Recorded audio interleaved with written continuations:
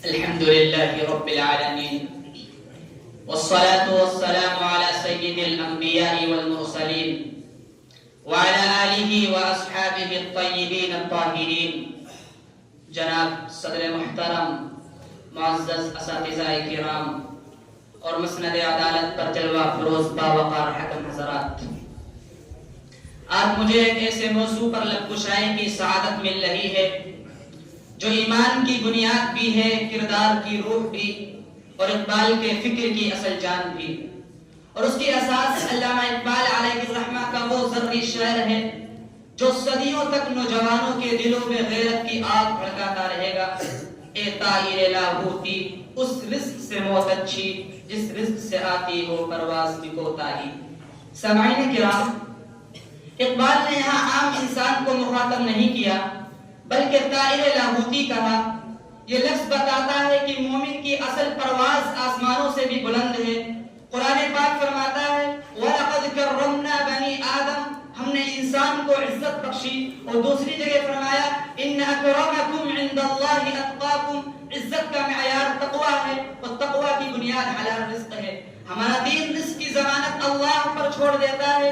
ارشاد باری تعالی ہے وَمَا مِن دَابَّةٍ فِي الْأَرْضِ إِلَّا عَلَى اللَّهِ رِزْقُهَا، زمین کی ہر جاندار مخلوق کا رزق اللہ کے ذمے ہے.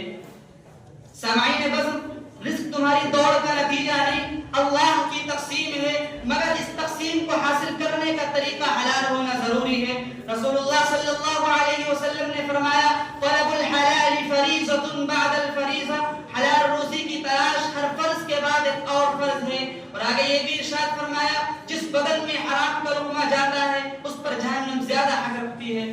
عزیزان مجلس، یہ حدیثیں ہمیں بتاتی ہیں کہ رزق صرف پیٹ کی بھوک نہیں مٹاتا بلکہ روح کی کیفیت بھی بدل دیتا ہے. مومن کی پرواز کیا ہے؟ اس کا ایمان، اس کی غیرت، اس کی عزت، اس کی عزت نفس، اس کا سچ، اس کی خودداری، اس کا کردار، اور سب سے بڑھ کر اس کا اللہ پر اعتماد. اگر کسی وجہ سے یہ چیزیں کمزور ہو جائیں تو اقبال علیہ الرحمہ کہتے ہیں وہ رزق نہیں، وہ قید خانہ ہے، وہ غلامی ہے، آزادی نہیں، اور وہ قید ہے، پرواز نہیں ہے.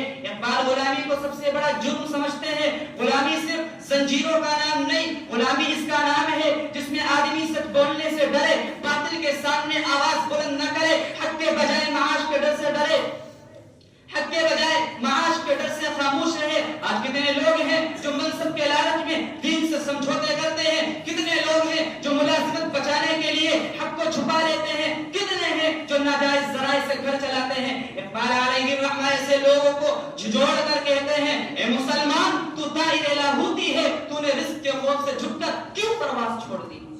حضرات سامعین، آپ امت کی امید ہیں، آپ دین کے وارث ہیں، آپ کے سینے میں علوم نبوت کی خوشبو اور قرآن کی روشنی ہے.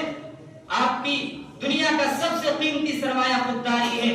اگر مدرسے کا طالب علم دنیا کے لالچ میں آ جائے، اگر وہ دین کو کاروبار بنا لے، اگر وہ چند سکوں کے لیے اپنے علم کا سودا کرنے لگے تو سمجھ لے اس نے اپنی پوری پرواز کھو دی. یہی وجہ ہے کہ اقبال علیہ الرحمہ نے خاص طور پر نوجوانوں سے خطاب کیا اور کہا پرواز کم کرنا مومن کی شان نہیں، اور پرواز کم کرنا مومن کی شان نہیں، اور حرام میں ذلت آمیز رزق پر راضی ہونا مومن کی موت ہے. قرآن پاک نے غیرت ایمان کے ساتھ اعلان کیا وَلَا تَأْكُلُوا أَمْوَالَكُمْ بَيْنَكُمْ بِالْبَاطِلِ، آپس میں ایک دوسرے کا مال باطل طریقے سے مت کھاؤ.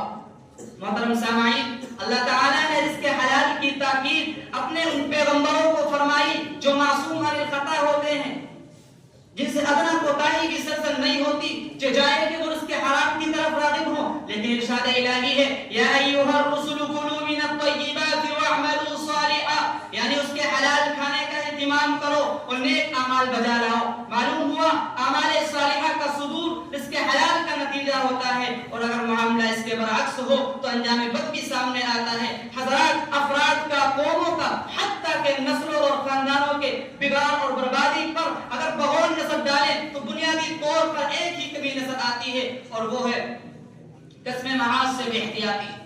مشتبہ مال اور قسم معاش سے بے احتیاطی.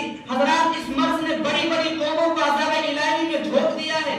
حضرت شعیب علیہ السلام کی قوم اسی جرم کی پاداش میں جہنم کا ایندھن ہوگی. لہذا ہمیں رزق حلال کا اہتمام کرنا چاہیے اور ہر قسم کے مشتبہ مال سے خواہ وہ کیسا ہو لذت آمیز کیوں نہ ہو اس سے احتیاط کرنا چاہیے. کوئی ضبط دے نہ جلال دے, مجھے صرف اتنا کمال دے, مجھے اپنی راہ پہ ڈال دے کہ زمانہ میری مثال دے. تیری رحمتوں کا نزول ہو, مجھے محنتوں کا صلہ ملے, مجھے مال و زر کی ہوس نہ ہو, مجھے بس رزق حلال دے.